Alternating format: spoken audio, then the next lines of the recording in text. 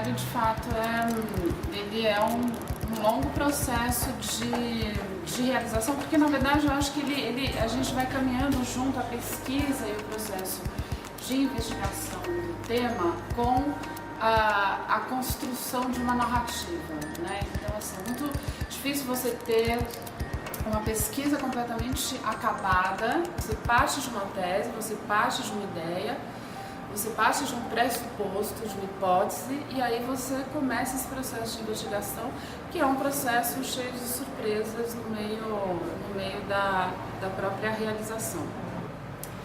Acho que tem isso no documentário, assim, os desvios de percurso, né, assim, que é maravilhoso, né?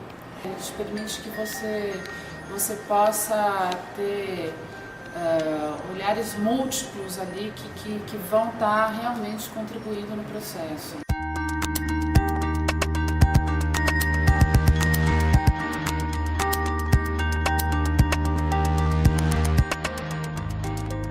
Acho que o documentário sempre esteve muito próximo da história, até porque o documentário ele logo se transforma em documento, e o documentário ele trabalha muito com essa ideia de documento, né? E um processo até muito parecido com o próprio processo de um historiador aí investigando um determinado tema. Acho que tem um questionamento aí de onde é que eu me coloco socialmente, politicamente, na sociedade. Talvez resgatar essas figuras seja uma maneira de eu começar a poder me repensar nesse sentido, assim. Tem um pouco essa sensação no filme do Vladimir de Carvalho, que ele faz um documentário sobre as bandas de rock, né, em Brasília, e quando você vai ver, na verdade, é um documentário sobre o processo de redemocratização do Brasil, e aquelas bandas estão ali um pouco para dizer desse vazio institucional daquele determinado momento, enfim.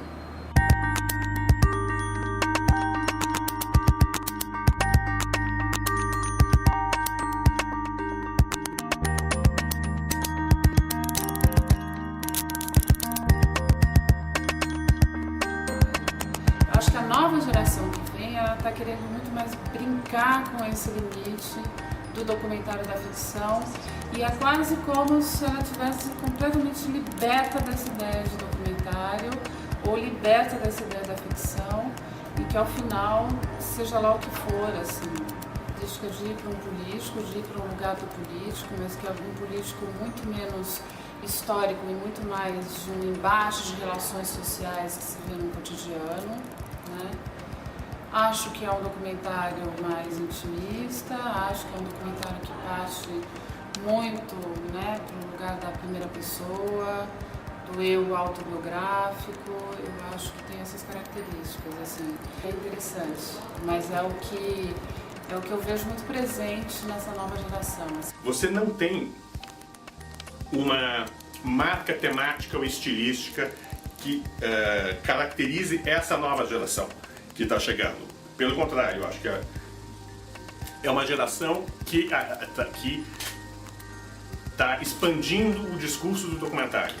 Uma geração que não faz um tipo de documentário só. E essa é a riqueza dessa produção. Né? É essa a riqueza dessa produção. Ele descobriu o documentário como um campo novo de experimentação audiovisual. E é isso que essa nova geração tem dado para o documentário brasileiro.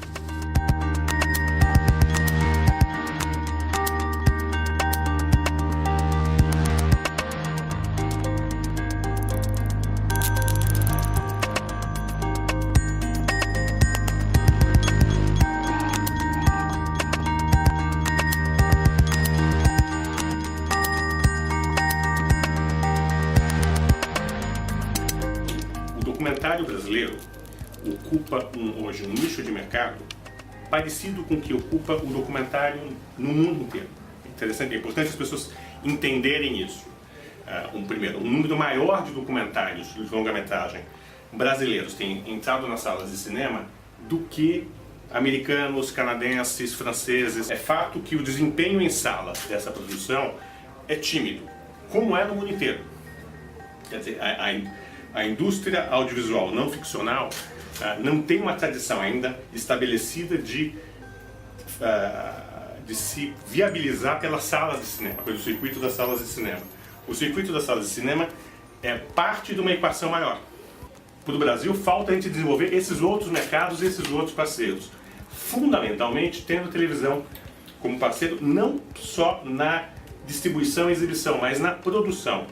No mercado internacional de documentários, a televisão é um parceiro que vem antes dessa equação inteira. Não é quando o filme está pronto, é quando o produtor e o realizador estão ali tentando viabilizar o seu projeto. As televisões entram e viabilizam naquele momento. E é isso que a gente raramente vê acontecendo aqui no Brasil agora e que é um passo necessário para, de fato, consolidar a produção de documentário no Brasil.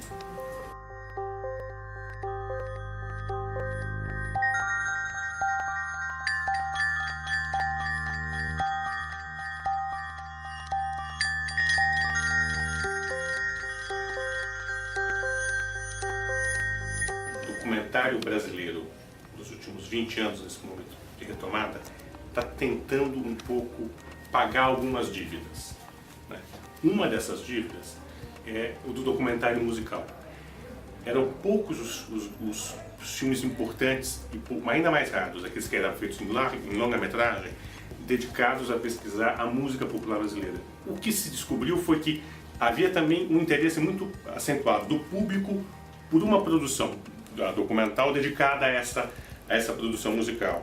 E quando começou a crescer o número de documentários musicais, se percebeu também que esse era um subgênero muito atrativo para o público do cinema brasileiro contemporâneo. E eu acho que é isso que a gente, um pouco nessa retrospectiva 2001-2012 da CPFL, está um pouco registrando provavelmente o seu ápice. É aquele momento em que o maior número de documentários musicais de estilos muito diferentes, não são filmes muito parecidos, é curioso isso, se tem em comum esse substrato musical, a forma com que eles articulam essa revisita a esses personagens é muito diferente. Esse provavelmente foi, o 2001, 2002 foi o ápice talvez desse reencontro documentário, cinema, público, musical. Então era natural que isso estivesse ao centro dessa retrospectiva nesse ano.